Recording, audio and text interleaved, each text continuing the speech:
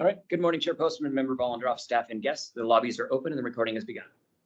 Thanks, Justin. Good morning, everybody. We'll convene the board caucus meeting for Tuesday, August 16th, 2022. Our first, really only item, we're going to skip, by the way, the agency updates. We're going to put that off. So we will just jump right into board meeting prep and rules update with Dr. Hoffman. Good morning. Good morning, Chair Postman, Board Member Vollendroff. How's everybody doing? Good. We'll go ahead and start off with Audrey providing update and prep on what she'll be presenting in the board meeting tomorrow. So I'll pass it over to Audrey, and then I have a couple of things I'd like to share after Audrey presents this morning. So go ahead, Audrey. Thanks. Thanks, Kathy. Good morning, Chair Postman, Board Member Vollendroff. So tomorrow I'll be requesting the board approve a CR 105 expedited rulemaking proposal to update obsolete addresses in Title 314 WAC. And I'll also be presenting the staff recommendation on a rule petition, but I'll start with the CR 105 first. So for background, all of the agency's rules are located in Title 314 WAC, and throughout the title, there are several instances where obsolete building, email, and web addresses need to be updated. So for example, references to former headquarters building address at 3000 Pacific Avenue needs to be updated to reflect the current address at 1025 Union Avenue. Similarly, there are email addresses and web addresses that need to be updated. The proposed rules would update obsolete addresses in 8 WAC sections, which are listed in Attachment A to the CR 105 memo. And so to develop these proposed rules, we held a series of internal team meetings with LCB staff from across the agency, including public records, contracts, licensing, enforcement, and education, and communications. And since those amendments only update obsolete addresses, we did not engage in any external stakeholder outreach as part of the rule development process.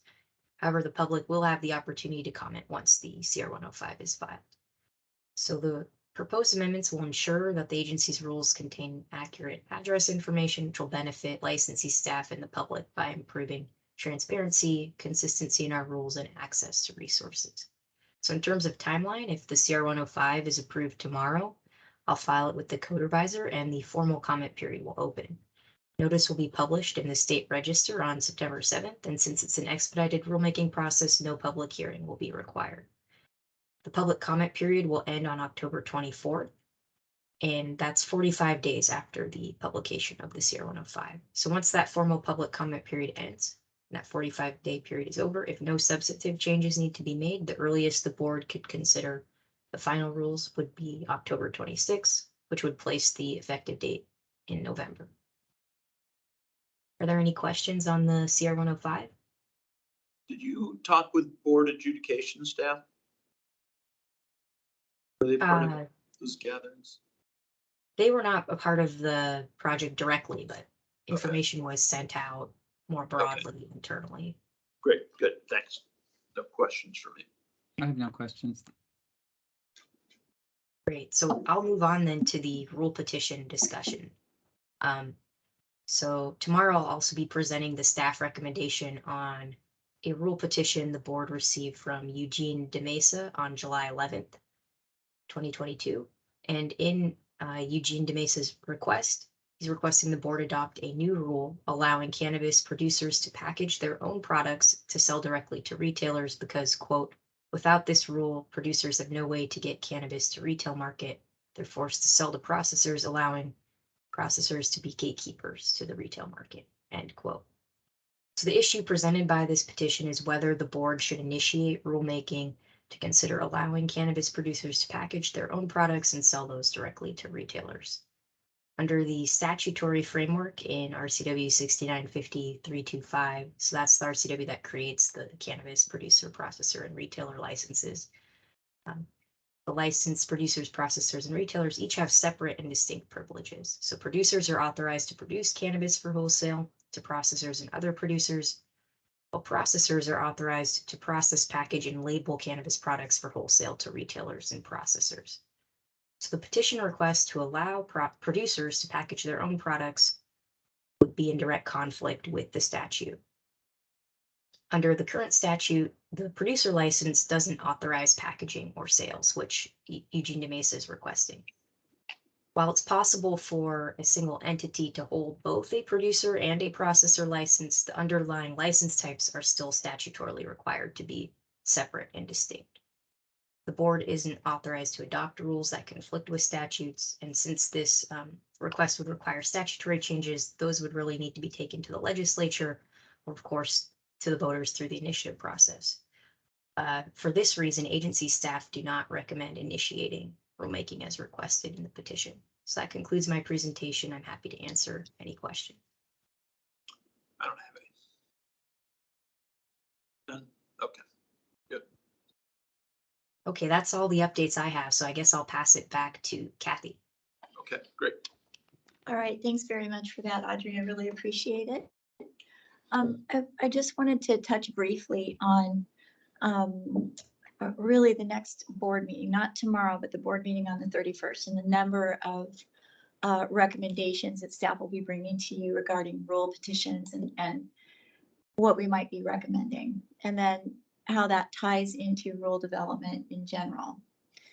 So as we know, when we receive a rule petition, it can go a couple different ways. We can accept the petition and begin rulemaking, or we can deny the petition, or I think there's a third alternative that is not coming to mind right now. I think it's to offer some sort of alternative. But when an agency does accept a rule petition, that doesn't mean that rulemaking begins automatically. Most agencies have a number of rule projects in process, and our agency is no different. The other thing to keep in mind as well, as when an agency opens a CR 101, and that's the inquiry, that doesn't automatically mean that the agency is going to move directly into a rule proposal. The CR 101 is actually called in statute, it's an inquiry, it's a statement of inquiry. So what the agency is doing is exploring either an issue that's been brought to them by way of a rule petition, could be something that the agency wants to initiate in terms of rulemaking. And so really it's agency will create a rule proposal. There are some instances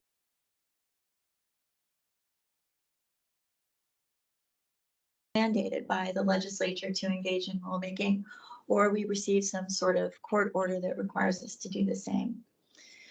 So I just wanted to make sure that we discuss that openly, that even if staff recommends that we accept a rule petition and the agency then moves into rule inquiry, that doesn't mean that we're automatically going to go into a rule proposal.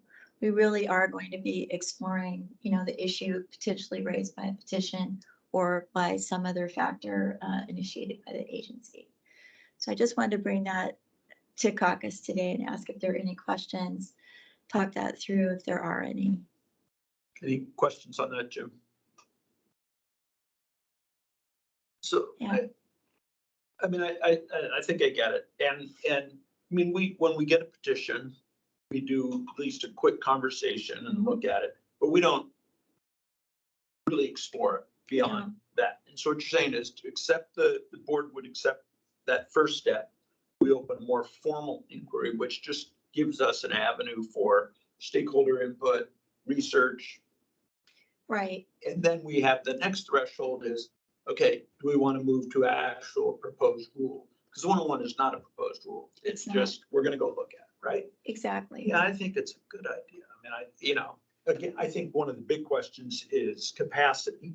We shouldn't accept every rule. We shouldn't accept every rule petition. If we have a rule petition, like what Audrey was just talking about, that conflicts with statute.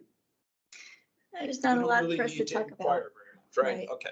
Yeah. Right. But in those cases where you could do it, where we do have the authority and there's some debate that could happen, it just gives us a way to have that conversation in a more robust way than if we, prior to one of them, right? Exactly. The other thing to keep in mind is when we receive rule petitions, I'm not going to put a statistic on it, but we do not very often receive supporting documentation. Right. What we receive is a request for a rule change. that says, well, the form that we receive from all of them, right, is filled out to a degree. And sometimes we get a sentence or two about why the petitioner thinks the rule should be changed. But quite often that's from one person's perspective and we don't receive any supporting documentation. And then when we check with divisions in the agency, they have their perspectives on it as well. To be able to take that next step and engage the entire authorizing environment rather than one or two or maybe three elements of it really does help us explore whether we should consider a rule change, whether there's an alternative that we can consider, like some sort of guidance document or a way that we can work with others to resolve the concern, or go into more formal rulemaking. So it really does give us the option to explore the concern more fully. Is there any avenue for formal stakeholder input between us receiving a petition and prior to approval of the 101?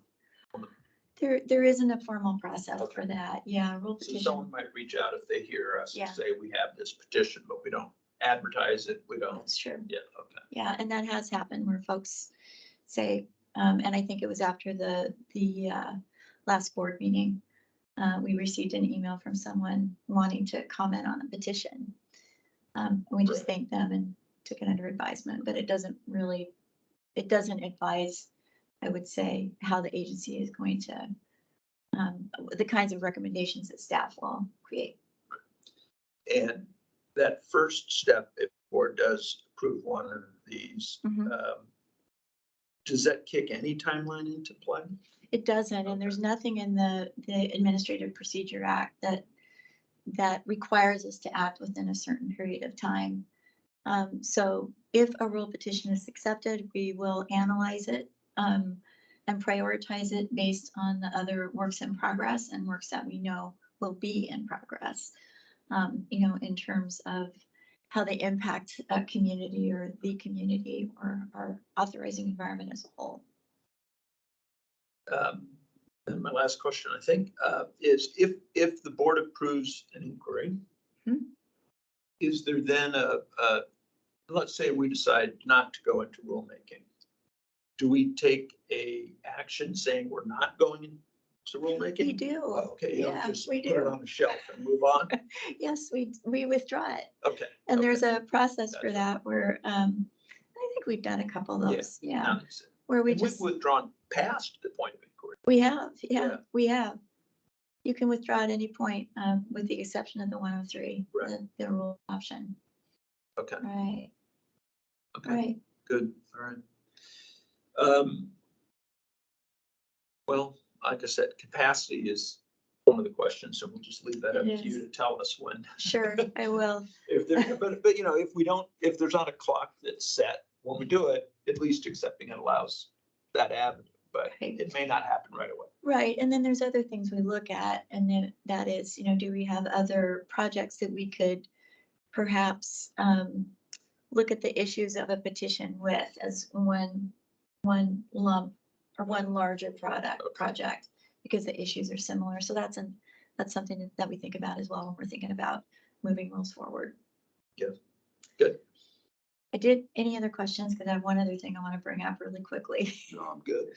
I just have a quick question more than or comment maybe, but as you were talking, Kathy, so first of all, I really appreciate this process. I think it's an important part of allowing individuals in the community to ask questions, to ask for opportunities to make rule changes, etc. I was wondering, do we have an FAQ of any kind? So for example, in the one we talked about today, it's not really possible for us to do because the avenue for this is the legislature or the initiative process or elsewhere. And I was just wondering if there's a training or some type of FAQ that we could create that would help people understand the process a little bit more and would also help them be better prepared if in fact there were supporting documents that would be helpful to us along the way. So I was just curious about that.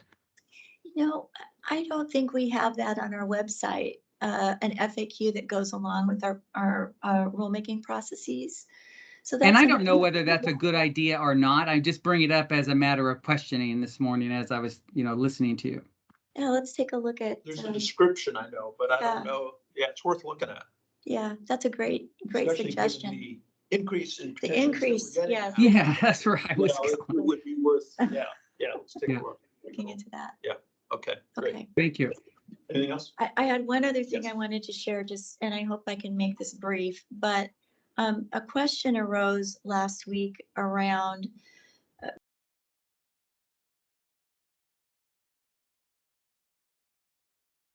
and then the changes that Audrey's proposing in the CR 105 that she'll bring to you tomorrow. There was recognition that there were parts of our rules that did not change under the project that Jeff just completed to implement House Bill 1210, and there's a reason for that. That's the cannabis one. That's the cannabis change, yeah.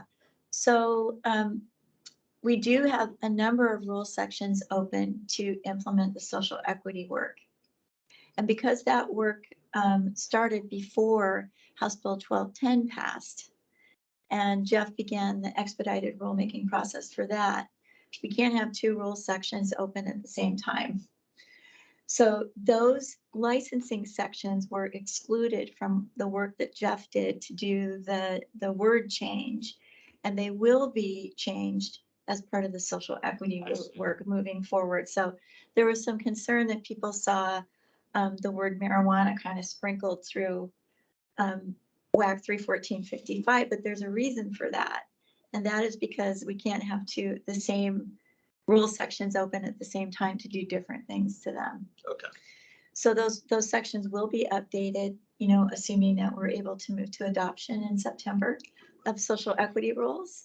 And so you'll see the updates of not only the words, but some of the references to email addresses, the address to our headquarters, et cetera, et cetera. So just wanted to get that out there Okay. because some questions had come up about why are only part of the rules updated and Right. the others aren't? Okay. And that's why Good to the know. Thank you. technical weirdness. Yeah. That's the Thank you. definition of rulemaking. Yes, it is. Okay, thank you. Appreciate all Of that. course, you're welcome. That just takes us to our last item, which is board member and executive assistant reports. Dustin, anything from your desk today? Nothing for me today. Thank you, Chair. Jim, anything to? No, nothing today. Thank you. No? Okay, great. Well, then we will adjourn the board caucus meeting for the 16th of August, and we'll be back here tomorrow, same time for our board meeting. See you all then. Thank you.